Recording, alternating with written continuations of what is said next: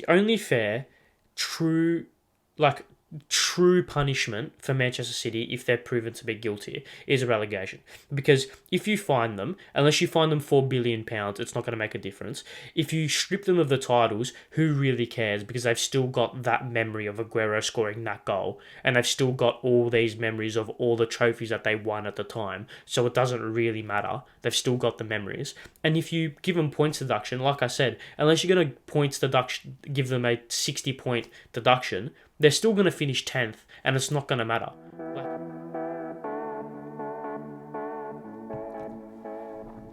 Hello, everyone, and welcome back to another episode of the Two Footed Tackle podcast. I'm your host, Ari Stamatakos. We're back again for another week, episode 23 of season 2.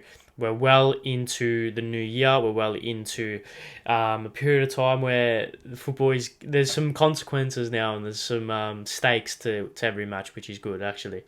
Gives a little bit more emphasis for people to watch and for people to actually care, especially considering the title races in a couple of leagues. But yes, we're back again. Hope everyone is well.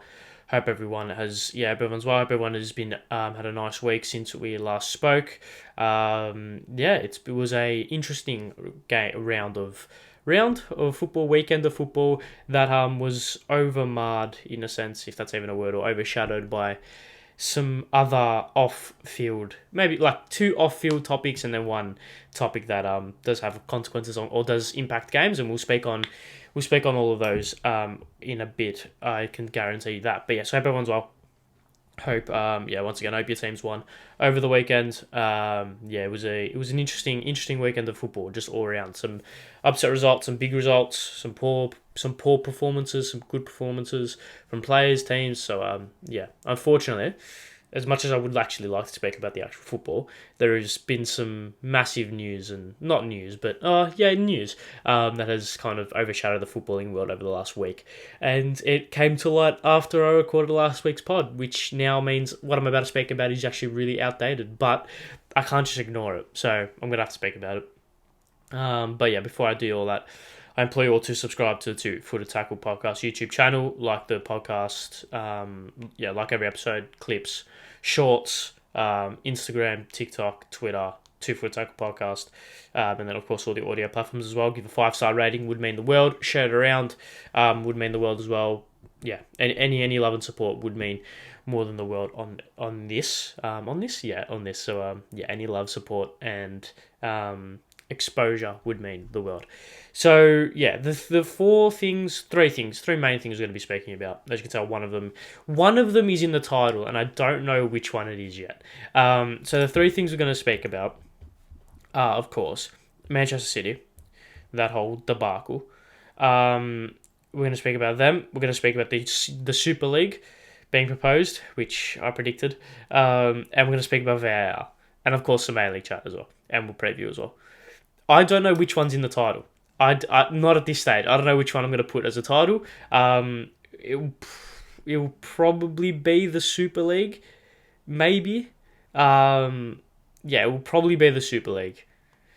I've said it now, so that's probably going to be the title. So we'll start with that if that's the title. But that's what they were going to speak about. Of course, some A-League chat as well.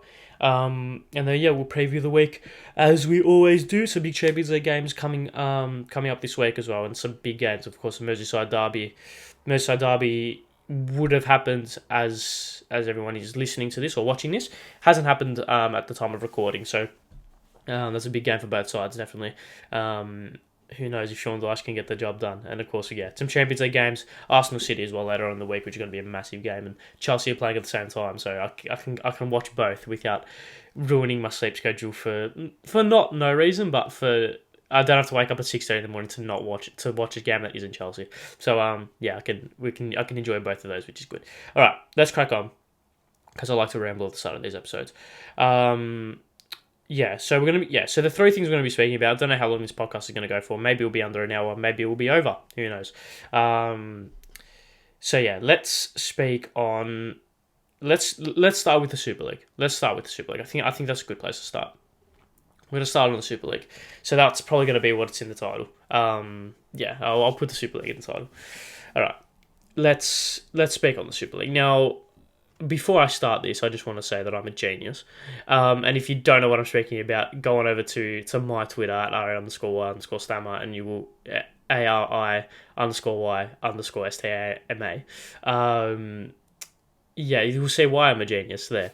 Basically, to cast your minds back to the first podcast of the year, the first podcast back from the World Cup, or post-World Cup hiatus, which I desperately needed. I did, of course, the 2023 World Football predictions.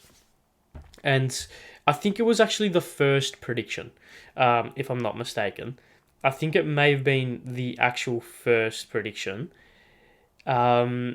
Yeah, it was. The first prediction I said was a European Super League will be reproposed I said by Florentino Perez. I'm not quite sure how involved he actually is in this. I assume it's quite heavily. But there you go. And then not even, just over a month later, we're here talking about it, which is just insane, isn't it? Yeah. So basically, midweek, I think it was midway through last week. A European Super League, a different type of European Super League was proposed by, fuck knows who it was by. I didn't really want to read too much into it because it just get me depressed. But it's revamped. Apparently, there's something like 60 to 80 teams. It will replace the Champions League, so I think the clubs will remain in the Premier League or in their respective domestic competitions and compete in this. In the replacement of the Champions League, I think there'll be like 60 to 80 teams. Promotion or no, just relegation. I think. I don't know if they're going to do a second division, or I don't know how the division system is going to work. But yeah, it's a completely revamped Super League, and it will be done in a different.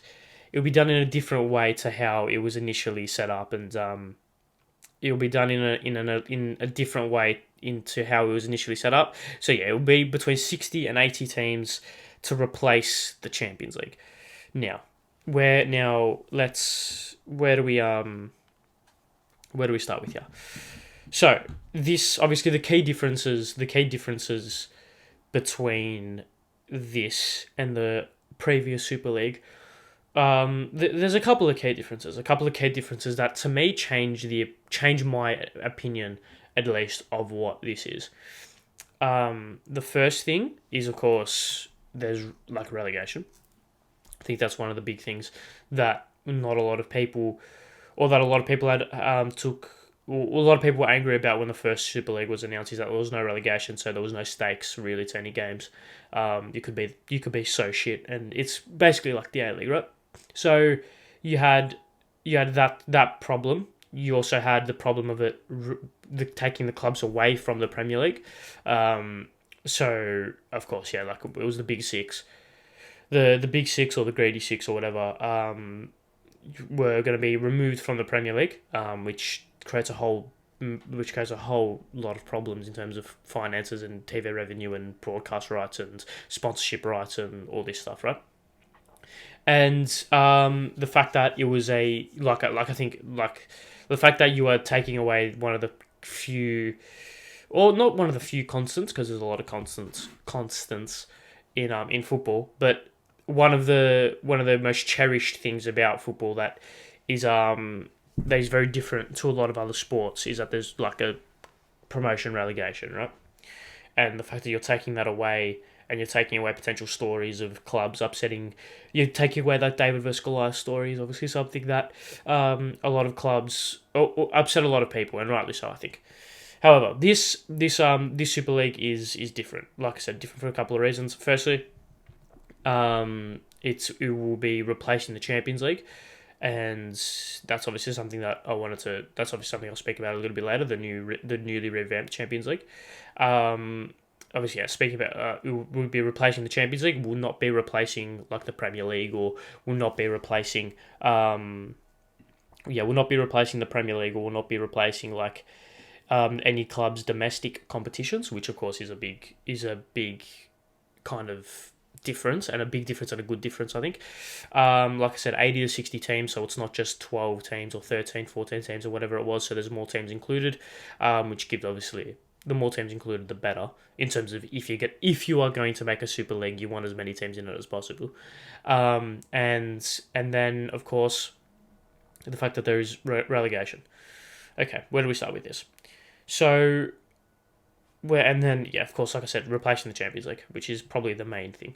Where do we start with this? How do we start? What talking points do we go with here? So a lot of people kind of went really flippant about it, like, oh my god, Super League's back, oh my god, we need a riot, we need to be outside grounds, we need to protest, this is horrible for football. And there is a couple of reasons why I would disagree, but also agree. This is obviously not as bad as a proposal as what the first one was. I think the first proposal was the worst thing ever, right? It was shit, totally horrible, right? And there was next to no bright side to it. Next to no bright side in terms of the bigger picture. The smaller, if you want to look at it from a smaller lens, Chelsea don't have to go on versus Burnley away or Brentford away or play at home to fucking Watford, right? They get to play at the San Siro, they play at the Camp Nou, the Bernabeu, at the Allianz every single week, right? Which is, if you're looking at it from a small lens perspective, it's a good thing. But overall, it was shit. That no one's disputing that. No one, I don't think, will ever dispute that. And the fact that it took away clubs from the Premier League, of course, was a massive or domestic competitions was a massive red flag in a sense. However, with this Super League, you need to look at it. I think you need to look at it from a couple of perspectives. Let's start with looking at it from the owner's perspective, from the chairmans and the CEOs and the presidents of football clubs. Let's look at it from their perspective. When a person buys a football club, especially the size of, Chelsea, like most recent example, right? Or obviously Liverpool are potentially going to be bought out. Manchester United as well. When these businessmen, these owners of oligarchs, these head of states, these states itself, when they own football clubs, their main goal, for the most part, is getting as much money out of that football club as possible, becoming rich. Their main concern isn't how do I get this team to win a lot of trophies, how do I get this team to run sustainably, how do I get this club to run ethically. That's not how it works. That's not how businessmen in the world of football operate. And you can look at it from the fact of, okay, why did someone like a Todd Bowley buy Chelsea? Do you think it's because he cares about the club? He's a man that wants the best for Chelsea. I mean, if you want the best for Chelsea, he obviously hasn't shown that in a sense, because of his business practices so far have been purely about trying to get the most money out of the club as possible. That's obviously the same for a lot of different owners, right? I'm just using Chelsea as a case study because very recent owners that took over, and of course I'm a Chelsea supporter, right? But people who own football clubs these days want to get as much money out of it as possible. When a person like Todd Bowley or Sheikh Mansour or Joe Glazer, I think that's his name anyway, look at the fixture list, their eyes aren't drawn to Manchester United away at Watford or away at Brentford on a Monday night. That's not what they're going to be looking at. That's not what they're looking at. They're looking at Manchester United in a pre-season game against Barcelona in California. That's what they're looking at, right? So when you're looking at it from a business perspective, obviously owners of clubs would want a Super League because they get Manchester United versus Barcelona, then the next week it's Manchester United versus Inter Milan, then the next week it's Manchester United versus Real Madrid, then it's Manchester United versus Chelsea, then it's Manchester United versus Borussia Dortmund, then it's Manchester United versus PSG. Of course that's what they're going to want. Of course that's what they're going to want. So you can't blame, or you can blame the owners, but you need to understand at least the motives of the owners. The motives of the owners obviously is to make as much money as possible. A Super League is the like the quintessential way of making as much money as humanly possible out of a football club. So when you're looking at it from a business perspective, you can't really blame the owners, right? You can't really blame the owners. However, where I would counter that point to an extent is football, and I spoke about this, it wasn't last week, the week before, about the way the football clubs are run in comparison to other businesses. And I spoke about this when I was comparing Zaniolo, or I was looking at the Zaniolo case about Bournemouth competing financially with AC Milan, right? And of course, I'm pretty sure I might go over old ground when I speak on Manchester City a little bit later, right? But when you look at football clubs, when you look at it from a business perspective, aren't normal businesses. And I use this analogy a couple of episodes ago, and I use it again. If my camera that I'm using right now, it's a Canon camera, if it just tomorrow just combusts and it breaks, and then Canon go out of business, I'm just going to go and buy like a Sony camera or whatever. I'm not going to not buy another camera because I'm so loyal to Canon. Do you know what I mean? Whereas if Chelsea tomorrow just went extinct, there's no chance I'm supporting another Premier League club or another football club in England, especially, because Chelsea are my team. I don't care if they're not there anymore. I can't support another team, right? It's the same. I mean, Melbourne Victory combust tomorrow. I'm not going to support another A-League team, right? I might still support the league, and I might still support the football and go to games and go to good games, like good neutral games, and support the league and watch the league and talk about it. But I won't support another team again. Do you know what I mean? So when you, of course, the football club's key stakeholders are its fans, right? And you can't piss off the fans. That is the one thing you can't do, piss off the fans. Because in the long term, you'll never win. You will never win against the fans. You'll never win. Especially when it's in such a magnified situation like a Super League is, right? You can never win against the fans. So when you're a business owner, when you're a football club owner, you can't treat it like a normal business, because you can't make business decisions without having the consequences of the key stakeholder, which is the fans. A Super League is obviously soundly rejected by 99%. Is in 99% of football fans across most clubs, right? And the reason that is because football supporters aren't customers to a business. They are football fans. They're not customers. They are people, right? They are the most human-like customers potentially out there. And I say this because I will use this analogy once again. If I have a problem with Canon, like they're going to care about me in particular, I could stand outside their offices and riot, but who really cares? Because if I stop buying the camera, then another person will buy it. It doesn't matter. Whereas if and because I'm not that partisan about it, football fans are so partisan that they will go in droves against decisions made by the board. And of course, this is very prevalent, far more prevalent in English football, and obviously in a lot of other leagues that have I wouldn't say totalitarian, because that's obviously very unfair, but a very board control over a football club. Whereas you look at Germany, of course, 50 plus 1 rule doesn't allow this, right? Of course, most clubs, RB Leipzig potentially aside, are fan-owned majority. Some are fully owned. I think Freiburg potentially are 100% owned by the fans, or to a similar extent, right? So they have a culture where they understand how much the fans mean to the club, and that means the club can't go against the fans. A Super League goes against the fans for the most part. It doesn't. It goes completely for the potential business ideologies and the business mind of the owners, but it goes against the fans. It goes against the key stakeholders. So when you look at the Super League, you look at it from a perspective of it could make the club so much money and make me so much money, but it could also piss off the fan base. And it depends on what you value, right? Depends on what you value as an owner.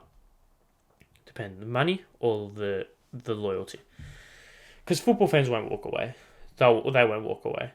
They'll be there every week, regardless. So at the end of the day, maybe the owners do win, right? But it is like a catch-22 situation for a lot of owners. I'm not saying I say catch-22 situation for me. It's plain and simple. The fans over everything, right? The key stakeholders over everything. Okay, but regardless, we're in this situation, right? So let's look at so now that's kind of from a business perspective. Let's look at it from a actual football perspective, because let's not forget UEFA aren't. So obviously this is going against UEFA. This isn't going against Premier League or League One or La Liga. This is going against UEFA. This is competing with the Champions League.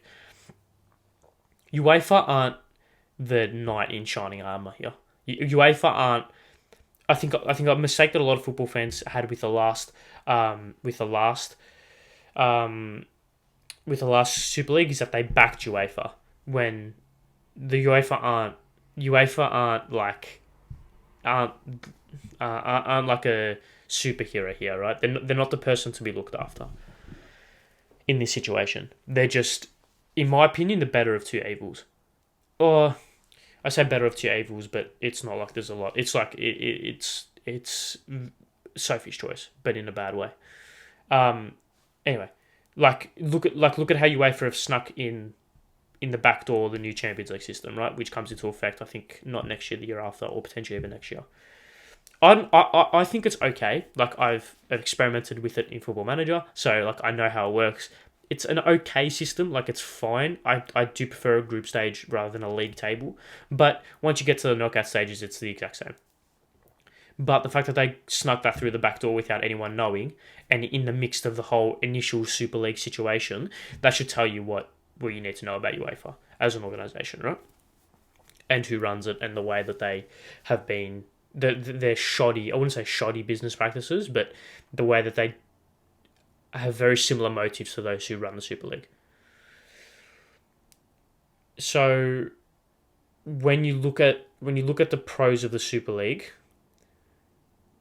and you look at so the pros of the Super League is that one of the key pros for me is that it gets away from UEFA, because I don't like the way UEFA run the Champions League. I don't like the way UEFA are run generally, right? So it gets clubs away from UEFA. It allows clubs to be self-governed to a certain extent, which can be a good thing, can be a bad thing, depending on. And there is a arguably a better format, arguably, right? We don't know how the format's actually going to transpire, because we just know about how many teams are going to be there, right? Well, at least that's all I know. I could be horribly misinformed and horribly not done my research, but there you go. Right? So it depends on how you look at it, in a sense. It depends on how you look at it, because with the Champions League and with UEFA, it's been this kind of unchallenged kind of thing that's just been a constant in a lot of football fans' minds.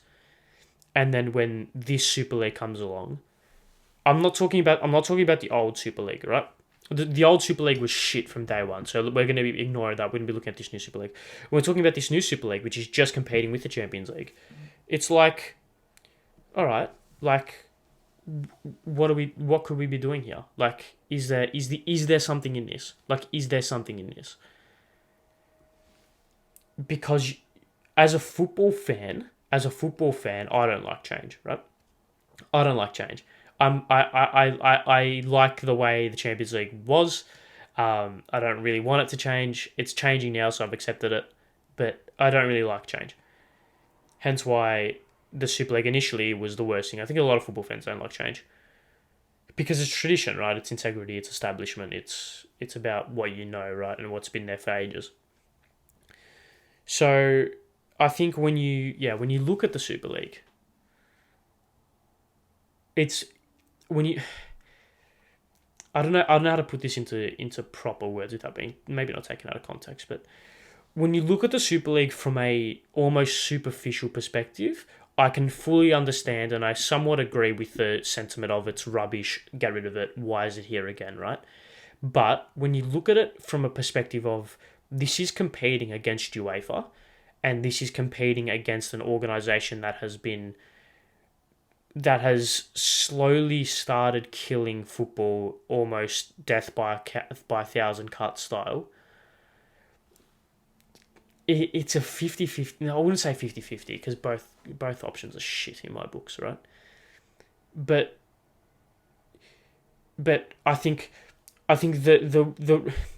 the concept of the Super League, I think this is where a lot of people get really angry, and I fully understand this, is that the reason why owners want the Super League is so they can make more money out of your football club. And that in itself is a shit way of going about business, a shit way of going about owning a football club. And that in itself will and has driven a lot of fans off the idea of a Super League. And I fully understand that. I fully understand it. I get it. I fully agree, in fact. But when you look at UEFA and you look at how they've treated football fans in the past, they're not exactly like the knight in shining armor here as well. So it's not as if it's a good guy versus a bad guy. It's a bad guy versus a bad guy. And it's who gives a shit at this point, right? To me, obviously I'm against the Super League, but that's because I hate change. And I think despite UEFA being still very evil in the scheme of football, I think it is a better alternative to the Super League. However, I don't think this version of the Super League is as bad as what a lot of people are making it out to be, and definitely to what it was in 2021 when they first implemented it or they first proposed it. That to me is my opinions on it. I don't know how anyone else feels. Let me know your thoughts below, and let me know your thoughts in the comments on how you feel about this new Super League. But like it's an interesting thing. It's an interesting thing, right? Because yeah, so multiple divisions, no permanent members, minimum of 14 games per club. I don't know. I don't know. I don't know. It's definitely not as bad as how, like, from the rationale of this is implemented to get more money out of our clubs, that I understand. From the rationale of it being a better alternative to the Champions League and better alternative to UEFA in particular, then I can kind of see that. I think the Champions League is a better format than the Super League. I also think the Super League will only I think the Super League will only how do I call this? Will only will only amplify the fact that we're going to drive players into the ground. That's how I was looking at it. Yeah, it's only going to amplify the fact that we're going to drive players into the ground and kill them by the time they're 25. So yeah, obviously it will be more games. It will be more games. It will be more games for clubs. I'm pretty sure it said minimum 14 per season. Is that what it said? Minimum 14 games per club per season. In the current format, you play what? 6. You play 6, and then you play 4 times 2, 8. You play 16. No. You play 14, do you? You play 6 games in the group stage, 6 in the group stage, then you play 1, 2 in the round of 16, 3, 4 in the quarters. Yeah, you play 14. All right, so you play more games in the Super League. I can't do maths. You play more games in the Super League, probably, right? If you go far, especially. Which, as I've voiced quite a lot of times on this podcast, I don't like the fact that we're going to drive players into the ground. But anyway, I think that's enough on the Super League chat. A couple of different perspectives to look at it from. Business perspective, of course, owners are going to want to do this because it makes the most money out of the clubs that they own. So you can't really be surprised. But from a fan perspective, it's shit. And from a football owner perspective, it's the dumbest thing you can do because you're going to piss off fans and you're going to piss off your key stakeholder. So yeah, there you go. Let's move on. should we touch on to what should we touch on now? Should we touch on more financial or like in that realm of football and then finish with VAR? I think let's do that. Let's go to Manchester City. Now, I think this news broke almost a week to the day, so I didn't actually get to cover it on last week's episode, despite like I recorded it, then the news came out, then I uploaded the podcast. So there was that gap of like 12 hours or so, that any news that broke in that 12-hour gap would be immediately outdated, which is a little bit annoying, but I guess it is what it is. But anyway, let's go to Manchester City. They of course have been charged by the Premier League with countless of financial indiscretions, financial doping, however you want to call it. I'm not going to go through all the charges because I can't be bothered. But basically, cut a long story short, for the most part, they've been charged with inflating the amount of revenue they have brought in by their sponsors, as well as some underhand payments to coaches and etc. But that's the main thing I think that a lot of people caught on to. And it's quite concerning when like all their sponsors are like a Visit Abu Dhabi Airways, like all this stuff, right? All the stuff that is to do with the owners. So it's like, that's quite convenient. But yeah, there's a couple of different angles where you can touch on this. So firstly, what should happen to Manchester City? Firstly, should they be found guilty? And this I think this means that I think this case will take about 2 to 3 to 4 years to actually be resolved. So that City are going to go to every means necessary to get themselves off. They can't go to the Court for Arbitration of Sport in Switzerland, which is how they got off their UEFA charge. What was it, 2 to 3 years ago? So they can't go to CAS. They can't. There is no statute of limitations, which is also how they got off for the UEFA charge a couple of years ago. The statute of limitations had passed by the time the case was brought to court, based on the charges were past statute. There's no statute of limitations for the Premier League, so they can go back as far as they want. So City are in a very tricky scenario. We know that City are going to put everything they can into proving themselves innocent. So I'm pretty sure this case will be going on for a long time. So I don't think we're going to be getting a resolution anytime soon. However, what should happen to Manchester City if they're found guilty? Well, if they're found guilty, let's just assume that they're found guilty on all charges, right? Because I think that's the only way we can kind of assume without getting into without getting too in the legal world and with some technicalities.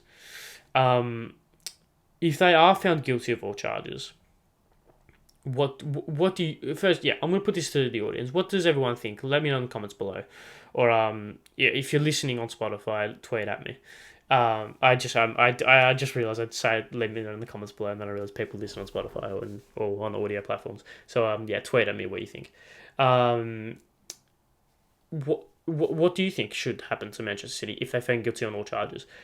To me, I think a couple of things could and potentially should happen. I think obviously a heavy fine. I'm talking hundreds of millions of dollars fine, potentially.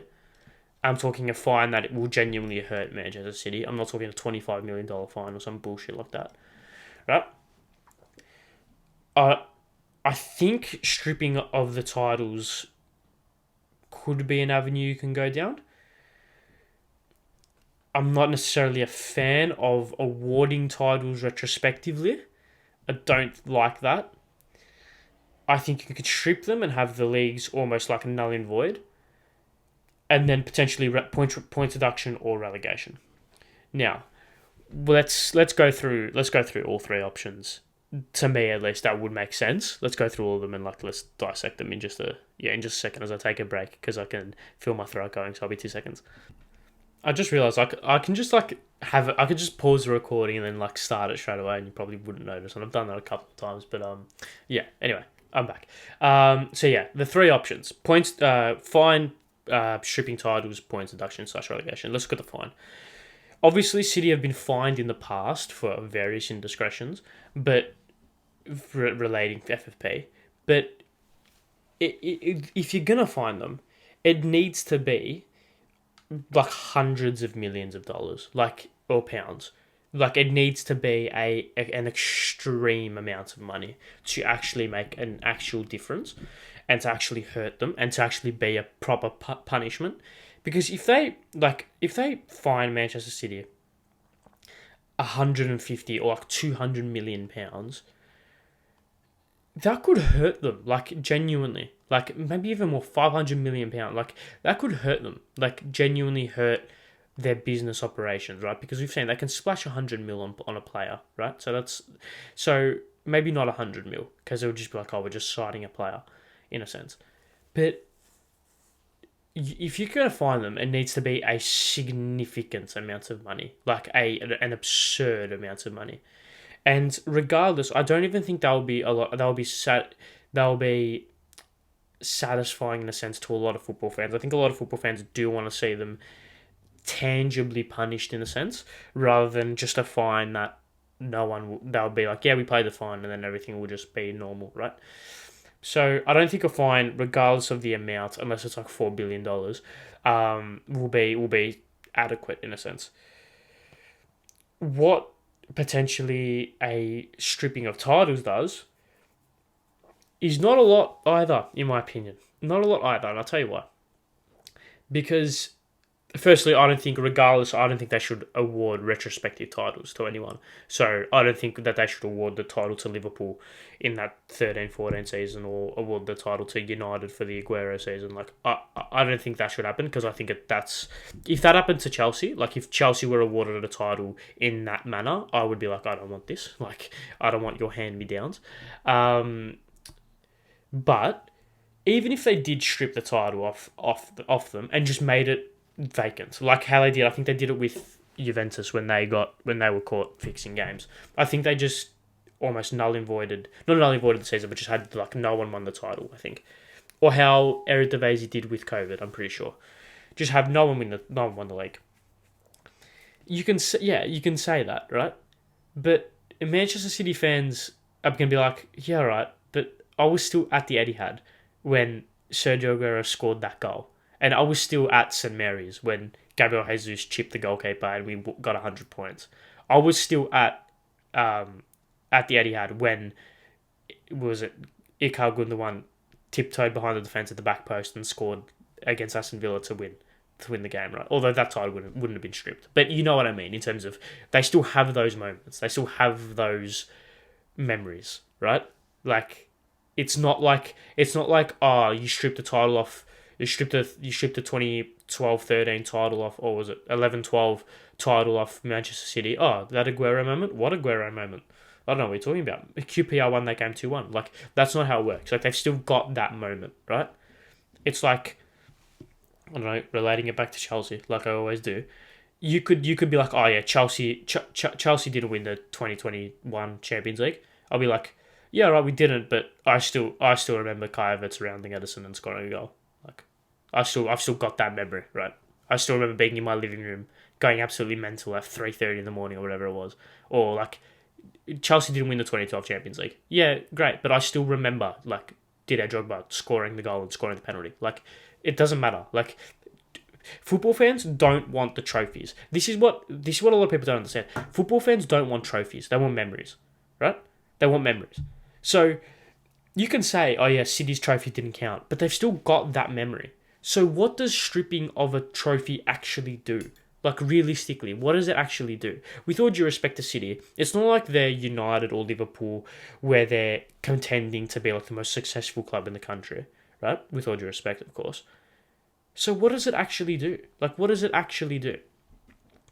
And I wouldn't want it being retrospectively awarded to any club. I think that's a phony and a fake trophy, in my opinion. But so you have that. So you have the fine, stripping of titles, and then of course points deduction / relegation. Okay, let's just assume it's going to be 3 years from now. it's going to be 3 years from now. 3 years from now till Manchester City. The case is resolved, I should say. Let's just assume they go with this option: points deduction / relegation. We're going to assume that Manchester City are going to be up there. They're going to be second, third, with at this stage, something like 60 points or whatever, right? They're going to be up there, right? They would have lost one game all year or some bullshit like that, right? City are going to be up there. So unless you're going to deduct Manchester City at 100 points, is it going to matter to them? Is it going to matter? Because let's just say, with the Juventus points deduction, right? Oh, they got deducted 15 points. Oh, well, we'll just finish 7th this season, and we've still got the brand name of Juventus, so we'll still sign some good players. Next season will be a little bit of a reset season. If we get into top 4, great. We'll get the Champions League football, and the season after we'll just kick on like nothing happened. It'll be the same with Man City. It'll be the same with Manchester City. It'll be if they've got I don't know how many points do they have now, right? Let's just say the case gets done at this stage in 3 years' time. City have got 48 points, right? Let's just say City in 3 years' time have got 50 points, right? Let's just say City in 3 years' time have got 50 points. If you deduct them 30 points, they'll be on 20 points and they'll still be 16th. So they're not going to get relegated. They might end up finishing 8th or 7th or 9th. It'll be oh well, next season we still got Man City, we still got infinite amount of money. We'll be right. We'll just have one season out of the Champions League. We'll finish second the year after. We'll win the league the next year, and we'll be fine. Or we'll win the FA Cup and get into the Europa League. So it doesn't matter. Do you know what I mean? Point deduction, unless you're deducting them 50, 60, 70 points, it doesn't mean shit. It does not mean shit because it's not like you're deducting points off Wolves, where if you deduct 20 points off Wolves, that's pretty much guaranteeing them going down, or deducting 20 points off Leeds, where if you deduct 20 points, that's basically guaranteeing them going down. You're deducting points off arguably the most dominant team over the past decade in the Premier League. So you're going to need to deduct them about 60 points for it to make any difference. But even still, if you deduct them 60 points, they'll probably still finish the league, finish the season with 30 points. And they'll probably still stay up, right? So it's you can't deduct them points. To me, the only fair punishment is a relegation to me, because that will damper significantly. That will be a proper punishment. Whether it's a relegation to the Championship, whether it's an expulsion from the Football League, I think that would be a little... I wouldn't say it'd be extreme, but... if they get expelled from the Football League, right? I don't know how that's going to pan out. But the only fair... like I said, the only fair, true punishment for Manchester City, if they're proven to be guilty, is a relegation. Because if you fine them, unless you fine them £4 billion, it's not going to make a difference.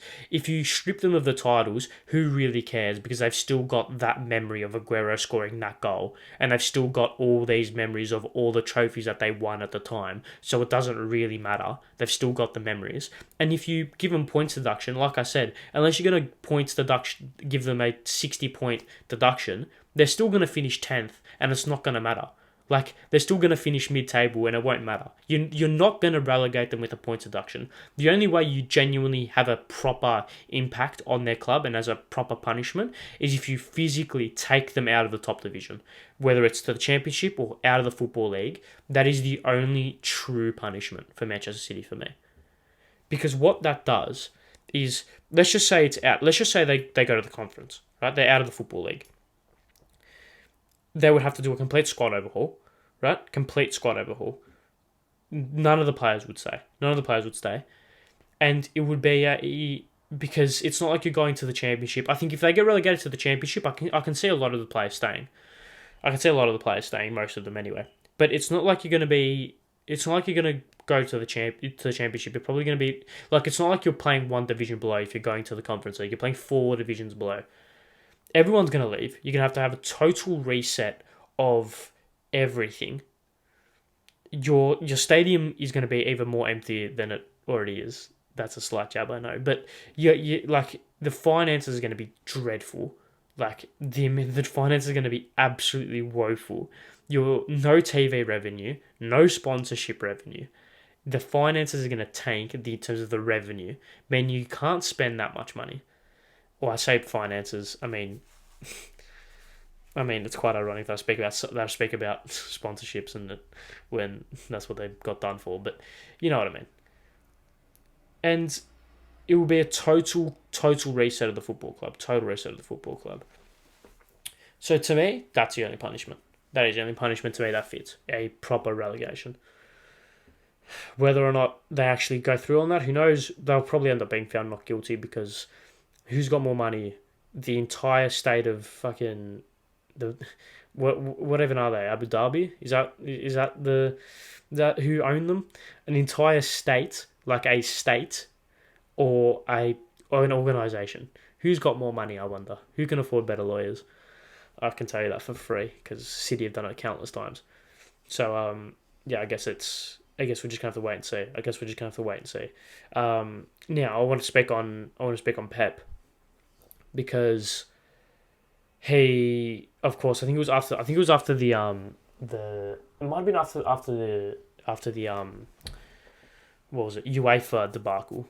That if he said something along the lines of if the club has lied to me about finances, I will leave the day after the news comes out. Spoiler alert, it's been a week since the news came out, and the last time I checked, he's still there. So he's not really a man of his word, is he? But I think his excuse was they got proven innocent before, so I better give them the benefit of the doubt. Like, of course you will, Pep. Of course you will. Yeah, so it's quite funny how that's happened. If they, like I said, this case will take like years to be resolved. So I don't think Pep will even be there. I don't think Pep will even be there. Will even be there just generally, but while the case is being heard and while the verdict has been dished out and the punishment had been dished out, I think he would have left just like he would have left before then. So I guess we're gonna have to wait and see, right? What happens with him? I don't think he's gonna leave. If he was gonna leave, he would have left. If he was gonna leave, he would have left. There is no chance he's gonna leave now. I don't think. Yeah, there's no chance he's gonna leave now because, like, if he was gonna leave, he would have left straight away. So there's no chance he's gonna be waiting this long to leave.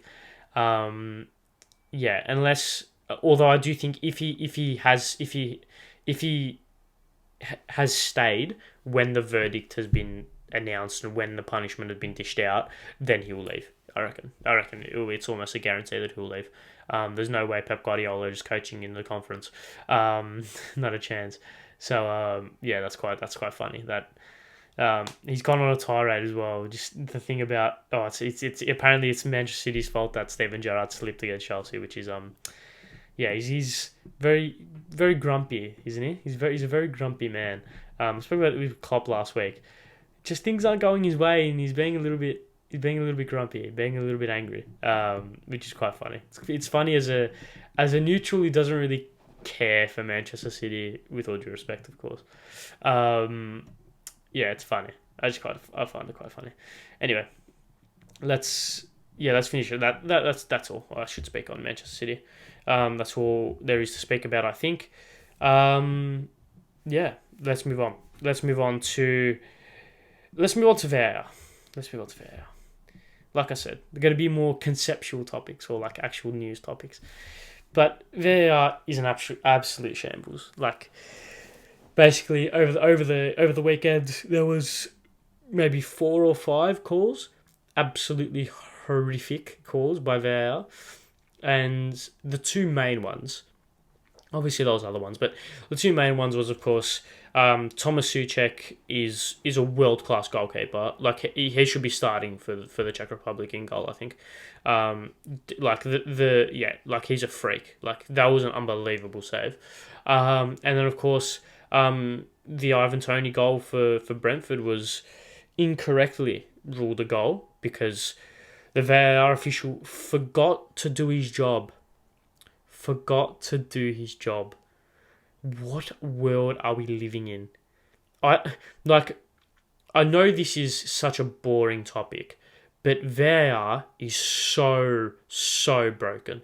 It is so broken, and it has over its 4 or 5 years it's been in the sport. It has negatively impacted the league, and sorry, it has negatively impacted the sport to no end. I think football is a worse product with VAR as a thing. It is a worse product. It is not good for the game. It creates so many inconsistencies. It creates so many areas of doubt and so many grey areas, and it adds to the human error or the potential human error that could be had with refereeing decisions, because you're not getting a computer to make the decision for you. You're getting a human to look at a computer to make the decision. Like, you're just adding another human in for no reason. Like, first call, referee gets it wrong, who cares? Because it's human error. Humans make mistakes. But you can't, so you can slightly forgive that. You can't forgive a mistake made by an official after they've spent 5 minutes looking at a screen and looking at it from 65 different angles in minus 2.5 speed, and of looking at it from so many different angles, so many different avenues in which they can try and reach for a decision. That's where people get frustrated. People get frustrated, like, it's so blatantly obvious. People get frustrated at VAR because it's human error. It is adding more human error to the game, because you're not getting a machine. Like I said, you're not getting a machine to make the decision. You're getting a human to look at a screen who then makes a decision. So when a referee makes a poor mistake, you can kind of forgive it because it's, hey, he's had one look at the ball, he's had one look at the incident, he potentially could have been blocked, potentially had a bad angle. Humans make mistakes. That's fair enough. You can eventually get over it. But when a person who's looked at a screen for 5 minutes, who's looked at it from so many different angles, makes the same mistake, that is unforgivable. Absolutely unforgivable. And it makes the sport a far worse product. A far worse product. It stops the momentum of games. It makes it so much slower. It puts so much doubt into refereeing decisions. It's made the referees worse. The standard of refereeing has gotten a lot worse. And it just doesn't fit. It does not fit in the fabric of football. It doesn't. It does not fit in the fabric of football. It just doesn't work, in my opinion. It just does not work in football. It does not work. I mean, we saw. So with the Ivan Toney goal, if the referee or the VAR official remembered to do his job, which I think should be almost, I'm going to go out on a limb here, and correct me if I'm wrong in the comments, please. But when I get hired for a job, right? If I get hired for a job, just correct me if I'm wrong, please.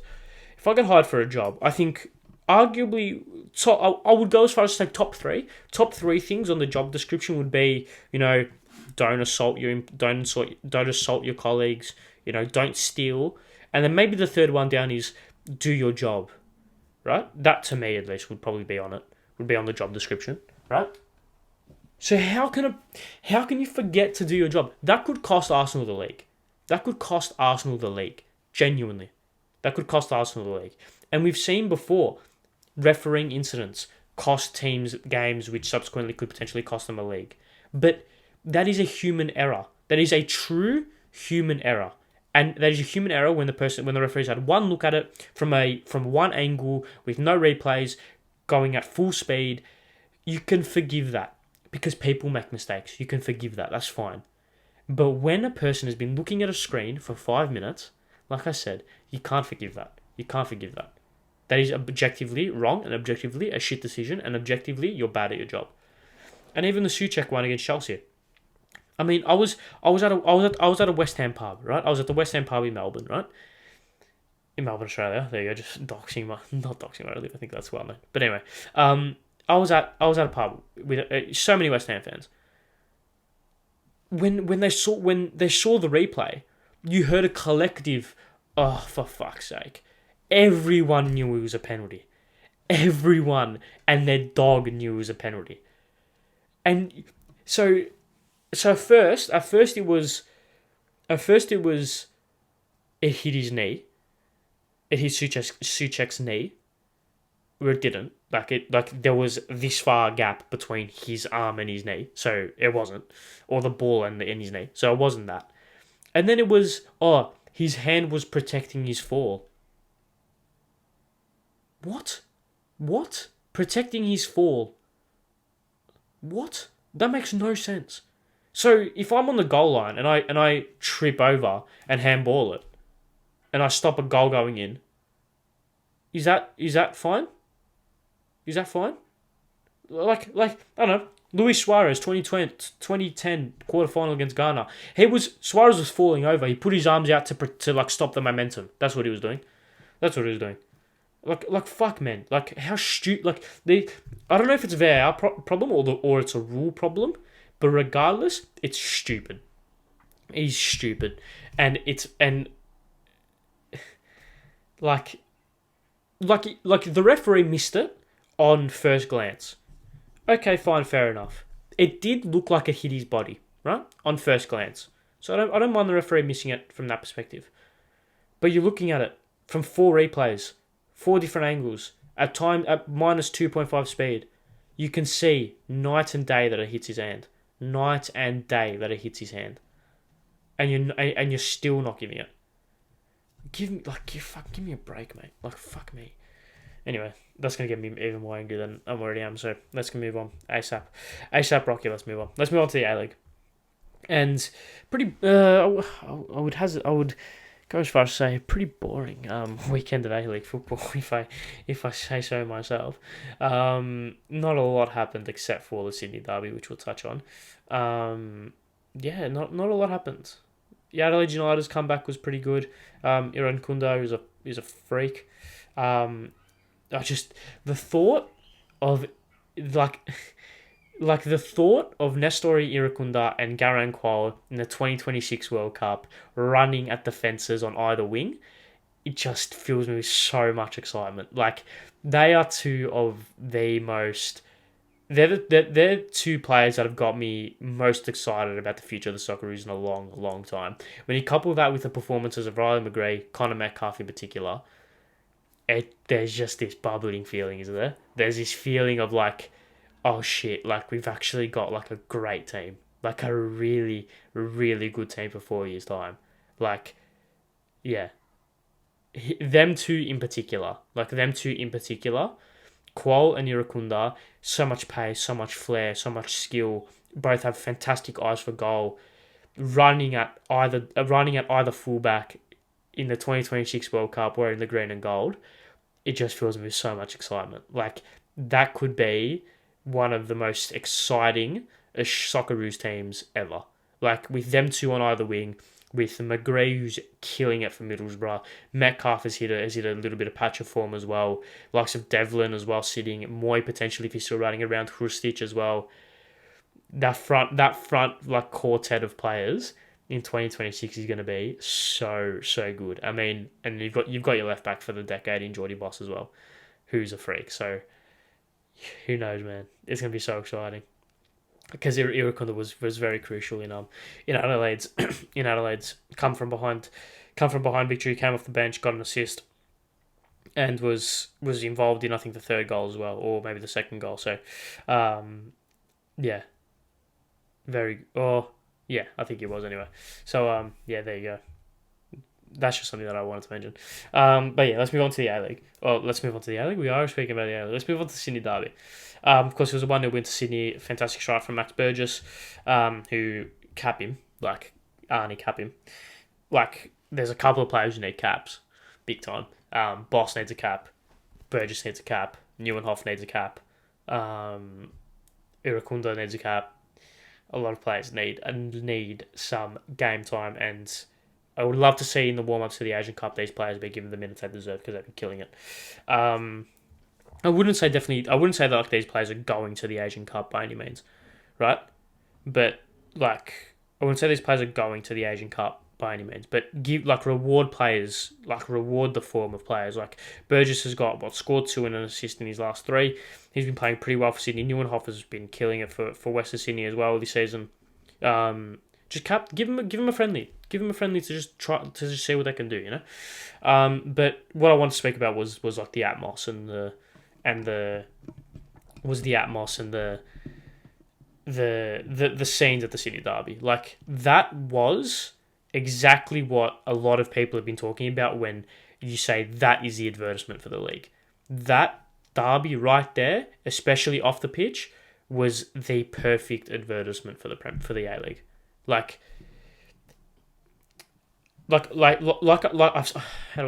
I've said this countless times. The active support is treading a very fine line. Like, active support in this country treads a very fine line between being partisan, passionate, exuberant, loud fans that bring people to games and dickheads who cause trouble and cause more problems for the league. And the derby on Saturday night, they treaded that line to absolute perfection, in my opinion. Like, yeah, there was a pitch invasion after the goal, but that, to me, that's fine. Like, if you're even going to dare to compare that to the Melbourne Derby pitch invasion, you're off your head, right? That was just fans passionate that the team has scored a goal in the derby to take the lead, and just the emotions have overcome them. They've come onto the pitch. They've followed the rules. They went back in the stands afterwards, and to see the tifos, the noise, the exuberance from the stands adds so much to what was, despite it only being a 1-0 result, this was a pretty good game of football with some great young players, some experienced heads who show their class. Yeah, a brilliant advertisement for the league. For 99% of it, it was a great advertisement for the league, and that it's exactly what so many people have been talking about when it comes to this is what the A-League is. This is what the A-League at its best is. Not what we've seen countless times before this season. This is what the A-League is at its best. This game, if you could bottle it up and share it around to all the other clubs in the league, this is what we want, because that was good.